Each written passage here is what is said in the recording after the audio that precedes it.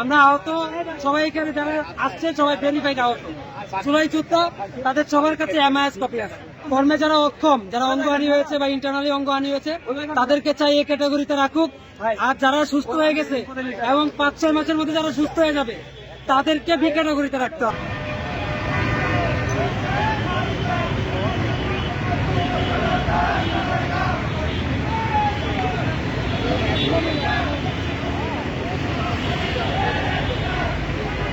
আমরা মূলত একটা বেসিক দাবি নিয়ে আজকে রাস্তায়, সেটা হচ্ছে সরকার যে ক্যাটাগরি বিন্যাস করেছে 3টা category A B C.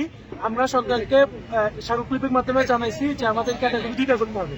C ক্যাটাগরিটা ভেঙে দিয়ে এ আর বি ক্যাটাগরি করা, যারা কর্মে অক্ষম, হাত পা চোখ হারিয়েছে তাদেরকে এই ক্যাটাগরি আওতা নিয়ে আসা, এবং যারা কর্মে সক্ষম অর্থাৎ এখন কিছুটা সুস্থ, 5 বছর পরে সুস্থ হবে, তাদেরকে বি ক্যাটাগরিতে রাখে।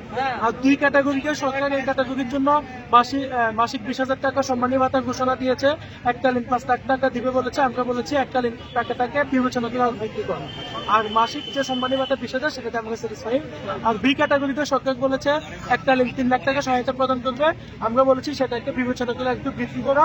আর মাসিক 15,000 টাকা সরকার ঘোষণা দিয়েছে সম্মানী ভাতা দিবে, আমরা সেটা দিচ্ছি।